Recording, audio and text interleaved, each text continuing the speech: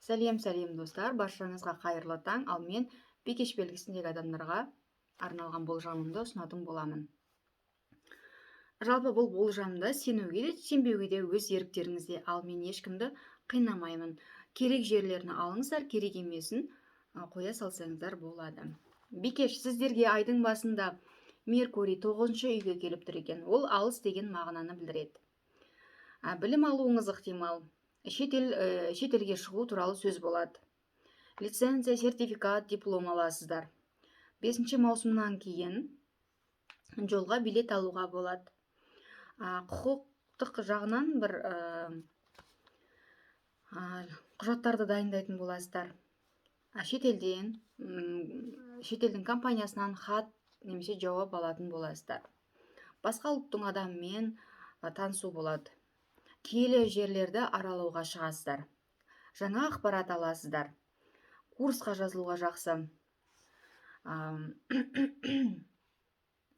Курсқа барған кезде жаңадан өзіңізге керекті ақпараттарды еститін боласыздар. Сатурн сіздерде 6-шы домға келіп тұр екен. Бұрынғы жұмысыңызға қайта оралуыңыз мүмкін. Кейбір жұмыстарды қайта жасауға, түзетуге тура келеді.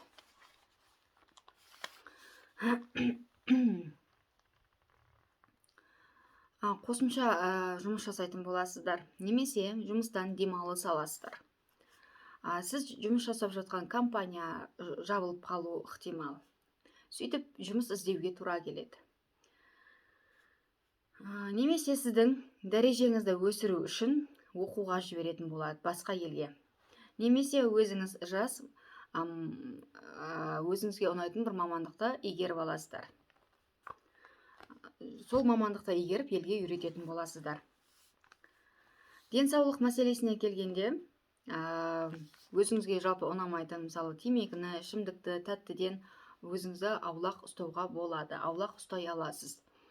Денсаулығыңызды тексеруден өткізесіздер. 11 мен 13 маусым аралығында Венера мен Уран 9-шы үйге келіп тұр екен. Жалпы Уран планетасы барлығын аяқ асты жасайтын планета. Ал бізде Венера ақша мен әдеміліктің планетасы. Сізге жолға, билетті сыйлауы мүмкін. Аяқ астынан ақша келеді.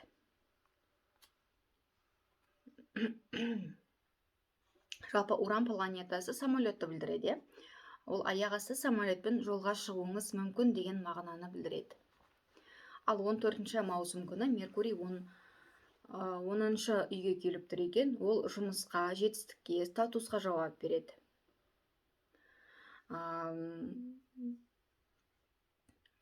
Дәл осы күні Меркурий сіздерде 4-ші домға келіп тұр екен. Сіздер басқа үйге көшіп, жұмыс ауыстырасыздар дейді. Әке, ана, атануыңыз ықтимал. Немесе әйеліңіз, немесе өзіңіз балалы болатыныңызды естисіздер. Үйіңізде жақсы жаңалықтар болады. Онлайн жұмыс жасауыңыз ықтимал.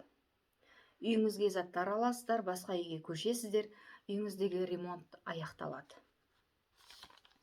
Жалпы жылжымайтын мүлікті алу, сату болады. Жалпы жылжымайтын мүлік мәселесіне келгенде, барлығы оңынан шешілетін болады. Ал 22-ші маусым күні Солнце күн белгісі 11-ші домға үйге келіп тұр екен. Істеген жұмысыңыздың ақшасын, нәтижесін алатын боласыздар. Достарыңызбен кездесесіздер, тойға барасыздар. Бір мерекені ұйымдастырасыз. Өзіңізді немесе бизнесіңізді жарнама жасауға жақсы кезең. 24-ші маусым күні Венера 10-шы үйге келіп тұр екен. Жалпы ақша мәселесі оңынан шешіледі. Жұмысыңызда бәрі сізді мақтайтын болады.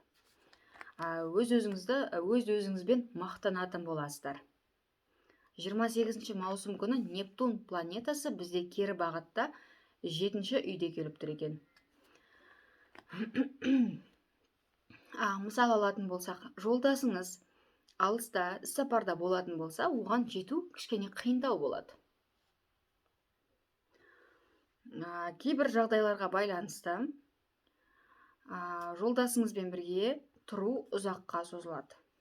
егер ажырасам деп жүрсеңіздер, мысалы алатын болсақ, бұл бірге тұруға тура келеді деген сөз.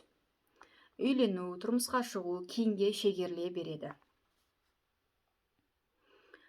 Жалпы Нептун планетасы тұман секілді. Ештеңе көрінбейді, ештеңе анық емес. Іскерлік қарым-қатынаста да кейбір уәделер кейінге шегеріле береді. Ал 17-ші осыны 17-ші, 18-ші, 19-ші қыркүйекте туылған адамдар көбірек сезінетін болады. Жалпы сіздерде бикеш белгісіндегі адамдар желтоқсан айына дейін бір шығармашылық жұмыспен айналысуға өте жақсы кезең. Мысалы, шығармашылық жұмысқа, мысалы, психологияда кіреді, нумерологияда кіреді, астрологияда кіреді. Жалпы осы психолог, нумеролог адамдардан кеңес аласыздар. 29-ші маусым күні жаңадан ай туады. Ол сіздерге 11-ші домға келіп тұр екен. Жаңадан достар пайда болады. Өзіңіз жаңадан сайт парақшасын жасайсыздар. 2011 жылы көктемде болған оқиға сіздерде де орын алады. Бұл сіздерде Марс пен Юпитер планетасы 8-ші үйге келіп тұр екен. Басқа адамдардан көп ақша аласыздар. Кредит, ипотека аласыздар.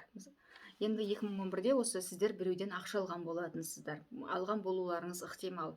Дәл осыған ұқсас жағдай сіздерде қайталанатын болады. Ал менің сіздерге айтарым осы. Бай-бақуатты болыңыздар.